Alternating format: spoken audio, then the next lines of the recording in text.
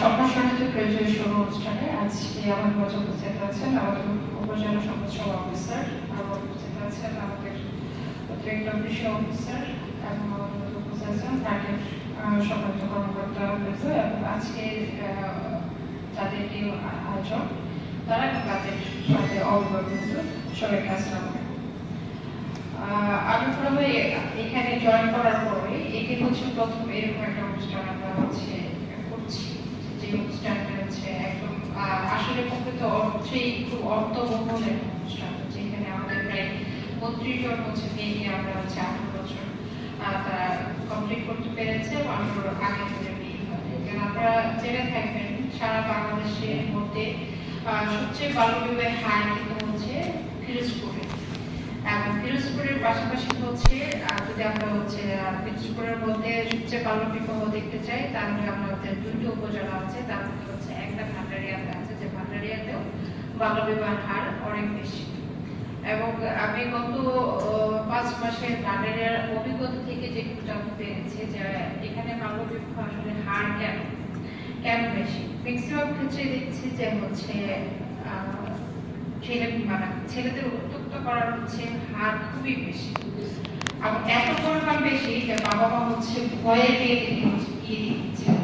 এবং প্রায় এরকম হয় যে অনেক অভিভাবক আসে আমার কাছে যে তার মেয়ে স্কুলে যেতে পারছে না, বা স্কুলে গেলে রাস্তায় হচ্ছে আটকাচ্ছে, এবং হচ্ছে বিভিন্ন ধরনের হচ্ছে ওই মেয়ের বিরুদ্ধে বিভিন্ন ধরনের হচ্ছে মিথ্যা তথ্য দিচ্ছে যে ওই ছেলের সাথে আসলে সম্পর্ক আছে, কিন্তু বাস্তবে আসলে দেখা যায় না ওই মেয়ের সাথে কোনো সম্পর্কই নেই। ওই মেয়ের নামে হচ্ছে একটা বাজে বিপদ ছড়ায় যেন ওই ছেলের সাথে আরো দিয়ে দেওয়া হয়।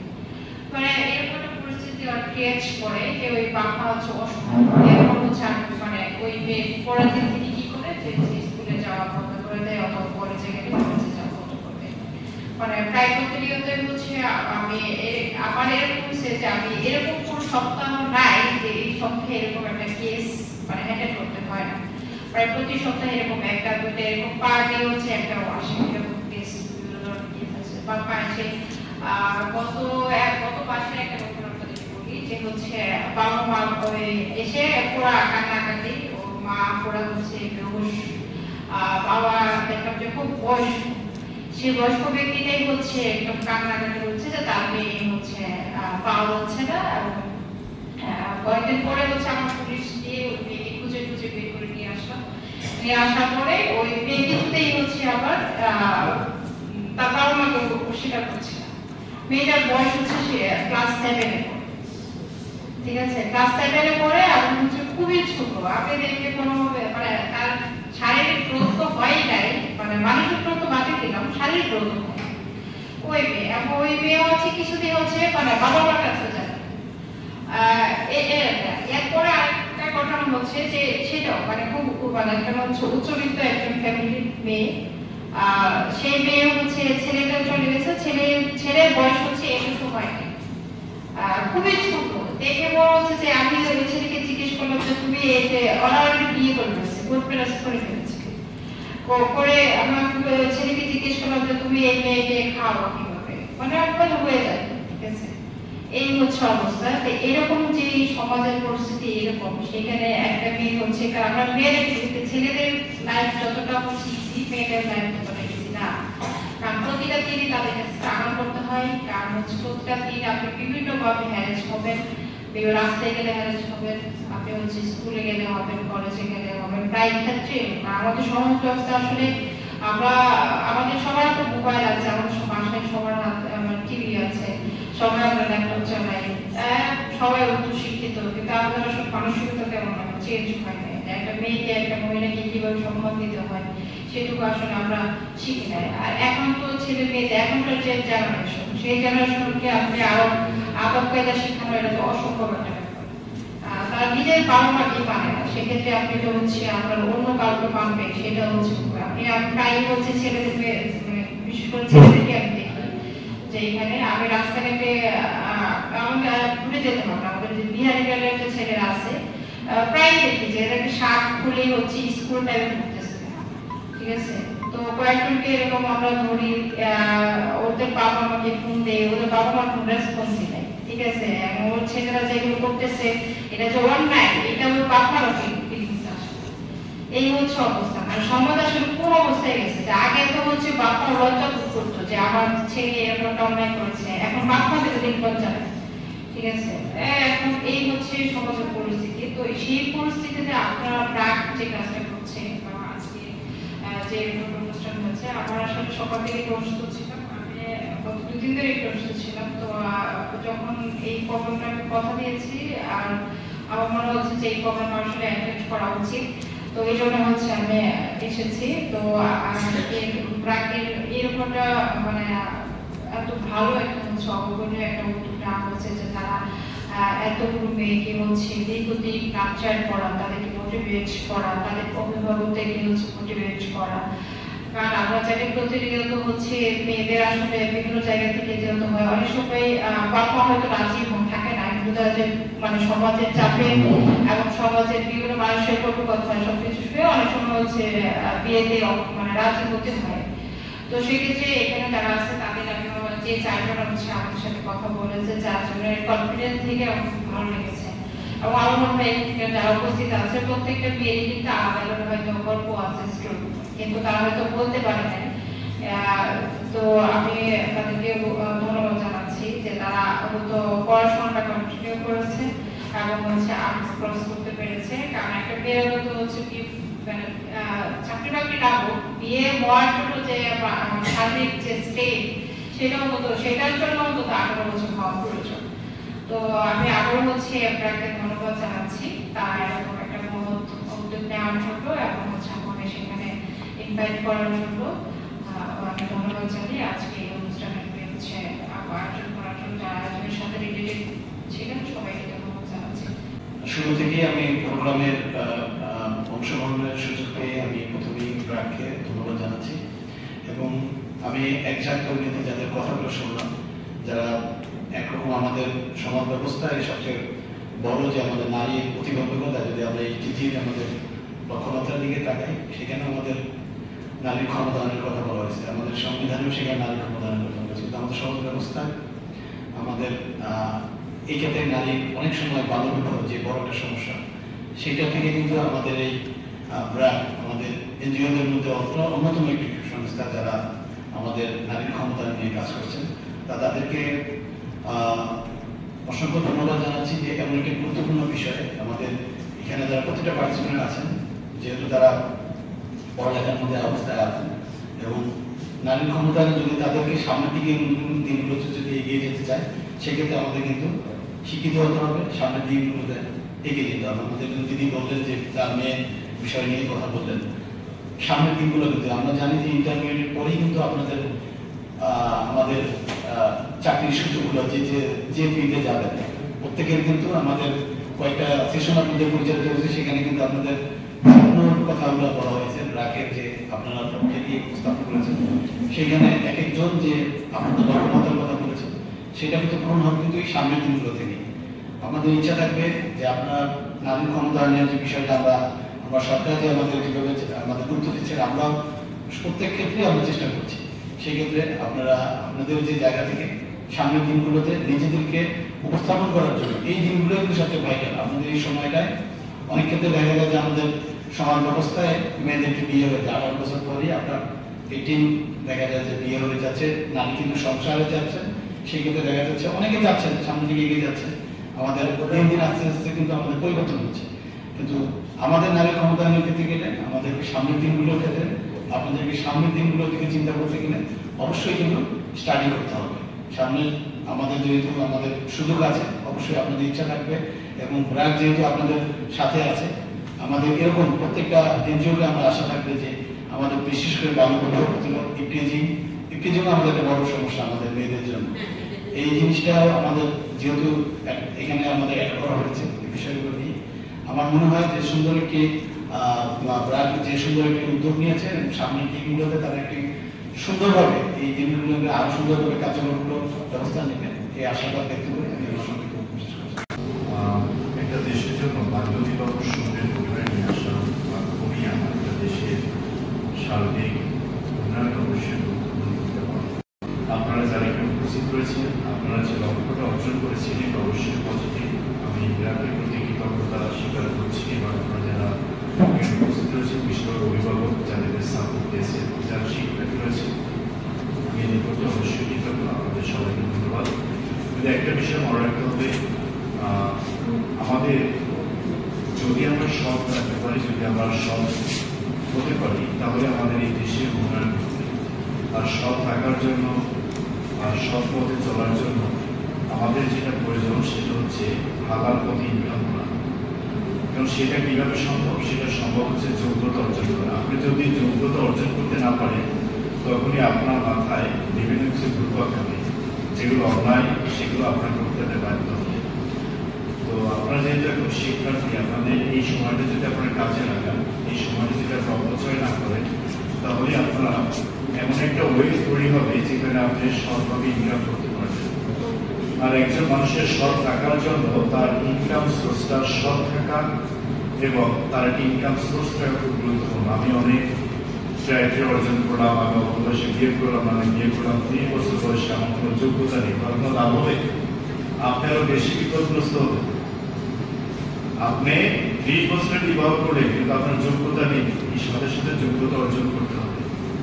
আপনি যদি যোগ্যতা অর্জন করতে পারেন, তাহলে আপনি এই দেশকে উপকৃত করতে পারবেন। এখানে একটা বিষয় হচ্ছে, আমরা সবাই চাকরির বিজনেস করি, বিষয়টা নেগেটিভ। আমাদের দেশে 16 কোটি জনগণ রয়েছে, এই 16 কোটি আমরা চাকরি করলাম, তাহলে এই দেশ কি দেশ থাকে? তাহলে আমরা খাবো কি করবো? সার্ভিসে কি কাজ করবো? তো সৃষ্টিকর্তার এমন একটা সিস্টেম, সে হয়তো একটা জায়গায় চর জাগিয়ে দিবে আর একটা জায়গায় নদী ভাঙনের সৃষ্টি করবে। তো যারা নদী ভেঙে যারা অসহায় হয়ে যাবে, আবার যারা ধনী তারা তাদেরকে হেল্প করবে। তো সব একটা দেশের সবাই কোনোদিন ধনী হবে না, সবাই চাকরি করতে পারে না। আমেরিকার মতো ধনী রাষ্ট্রেও আমাদের দেশের যে গরিব মানুষ, তার থেকেও গরিব ওখানে বসবাস করে অগণিত মানে দরিদ্র মানুষ রয়েছে, অগণিত।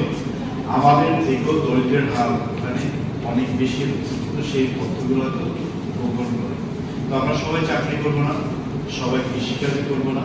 তো আমাদের যোগ্যতা চারশো।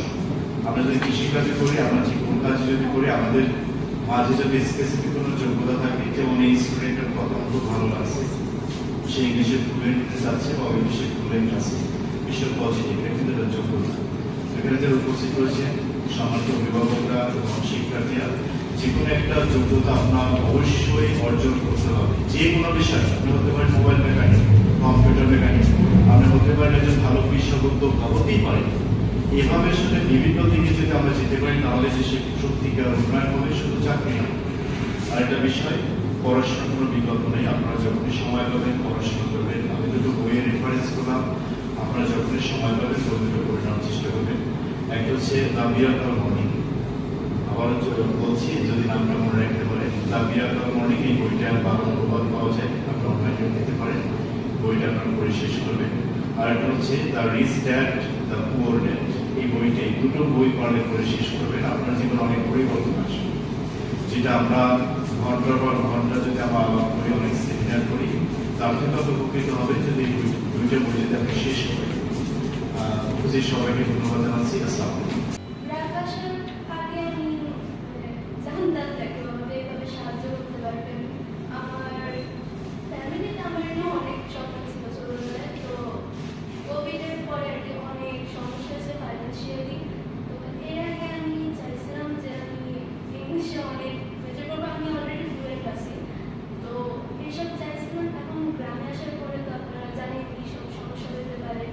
এখন প্রায় ভাষার আমি জানতাম না যে এত সাহায্য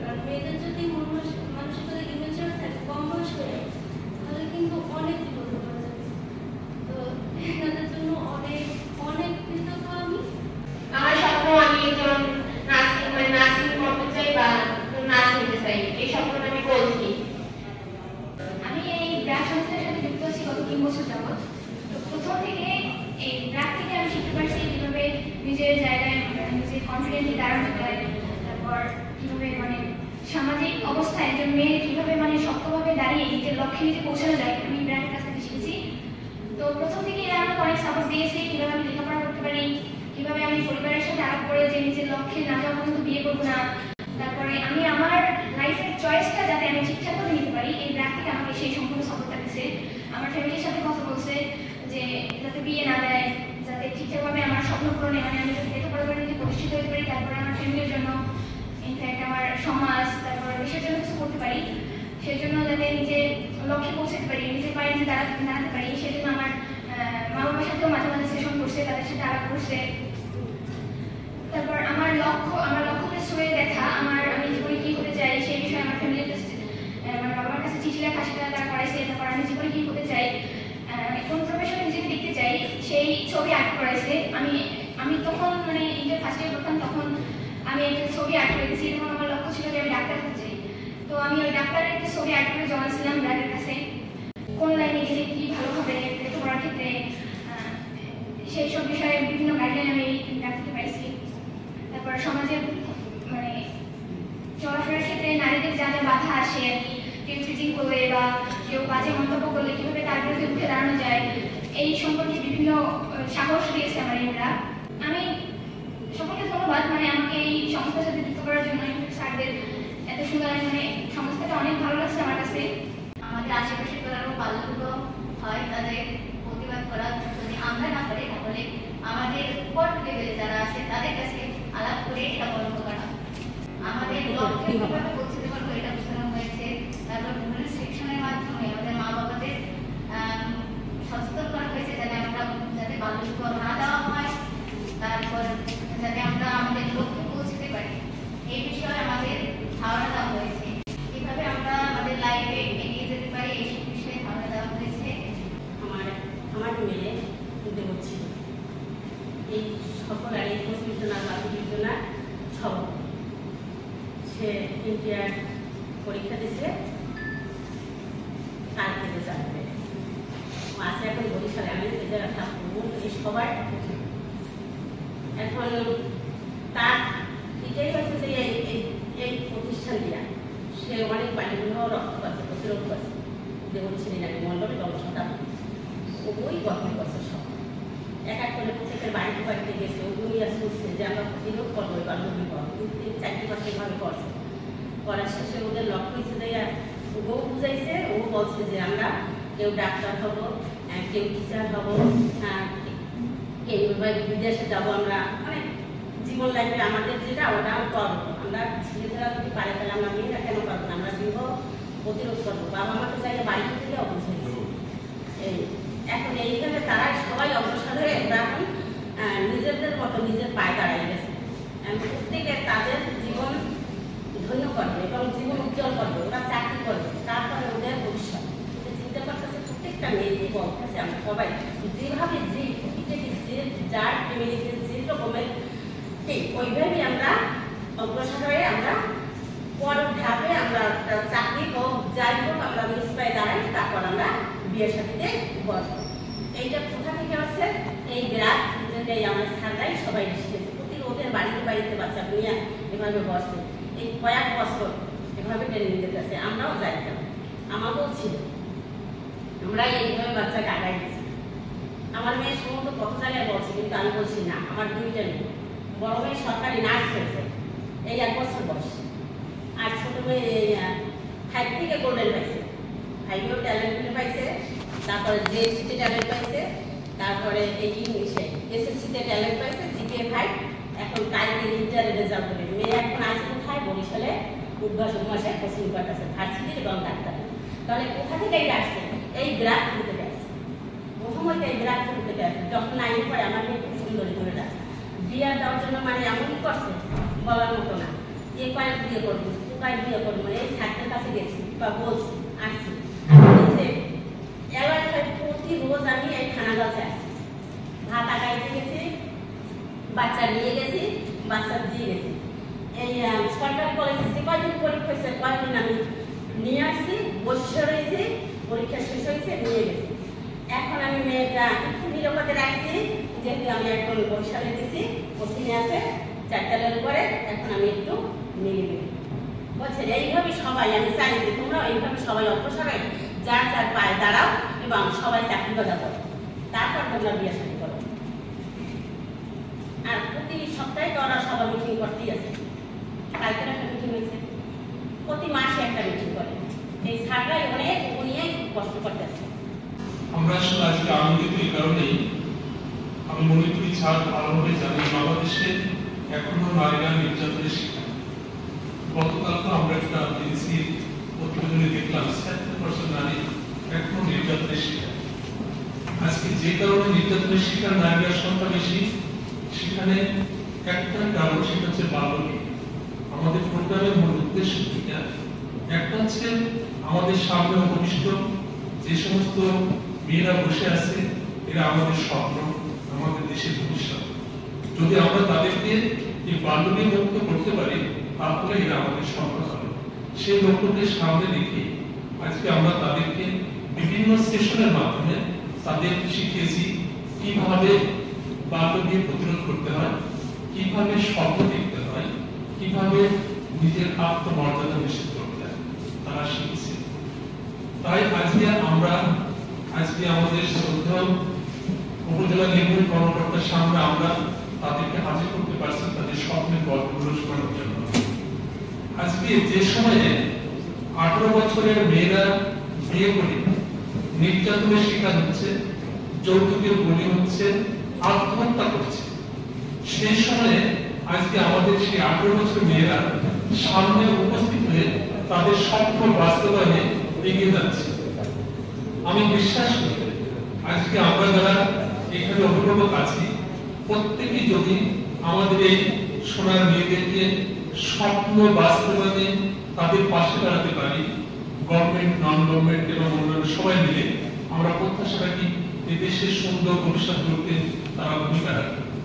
তাই প্রাক সামাজিক ক্ষমতা নারী সুরক্ষা কর্মসূচি সারা বাংলাদেশে 65,000 মেয়েকে নিয়ে এই স্বপ্ন বাস্তবায়নে এগিয়ে চলেছে, যার একটা অংশ আজকের এই ভান্ডারিয়া উপজেলা, যেখানে আমরা 27 জনকে দিয়ে ছাড়ের সামনে উপস্থিত হয়েছি। তাদের স্বপ্ন পূরণে ছাড় সহ আমরা যারা আছি প্রত্যেকে ভূমিকা রাখতে, তাদের অনুপ্রেরণা দিতে, তাদের সহযোগিতা করতে। এবং আমি মনে করি যারা আজকে স্বপ্ন দেখছো, যদি আমাদের এই 27 মাস তোমরা আমাদের পাশে থেকে যে স্বপ্ন লালন করছো, তার প্রথম স্বপ্ন তোমরা এগিয়ে পড়েছো। যেখানে বলছো পার করেছি 18, এগিয়ে যাবো পাহাড়। তোমরা 18 বছর পার করে তোমাদের স্বপ্নের একটা ধাপ এগিয়ে নিয়ে এসেছো। বাকি সময়ে আমরা তোমাদের পাশে থাকবো। আমাদের ছোট স্যার আছে, অন্যান্য অতিথিবৃন্দ আছে, প্রত্যেকে তোমাদের স্বপ্ন পূরণের পাশে থাকবে। তোমরা অনুপ্রাণিত হয়ে সামনে এগিয়ে যাবে, এদেশের স্বপ্ন পূরণে ভূমিকা রাখবে। এবং আমরা মনে করি যে এই বাল্যবিবাহ প্রতিরোধে আজকে যে সমস্ত প্রশাসন কাজ করছে, আজকে তোমরা সেই বাল্যবিবাহ প্রতিরোধে প্রশাসনের মতো তোমরাও ভূমিকা পালন করবে। তোমরাও আজকে এই সমাজে অভিভাবক, কারণ তোমরা আজকে আমাদের গ্রাজুয়েট হিসেবে আজকে স্যার তোমাদের কাছে একটা করে প্রত্যয়পত্র দিয়ে তোমাদেরকে স্বীকৃতি প্রদান করবে। আমি আশা করি আগামী দিনে উজ্জ্বল ভবিষ্যৎ হিসেবে তোমরা এই দেশের সুনাগরিক হিসেবে গড়ে তুলে এই দেশের নেতৃত্বে ভূমিকা রাখবে, এই প্রত্যাশা রেখে আমি আমার পক্ষ থেকে সংক্ষিপ্ত বক্তব্য শেষ করছি। চিঠি আর বাবা মার কাছে যে আমি আসলে এই বলতে চাই, ওরা সেই চিঠিটা লেখছে, ওইটা আমরা সংরক্ষণ করছি। আমরা বলছি তোমরা তোমাদের অভিভাবকদের সাথে এটা নিয়ে আলোচনা করো, আমরাও তোমাদের অভিভাবকদের সাথে আলোচনা করবো এবং কিভাবে তোমার অভিভাবককে পোষা যায়, সেই জন্য আমরা তোমাদের গার্জিয়ান প্লাস আমরা তোমাদেরকে সেইভাবে হেল্প করবো। আমরা সেসবের মাধ্যমে শিখেছি তারা সংসারে প্রবেশ করে সেই ক্ষেত্রে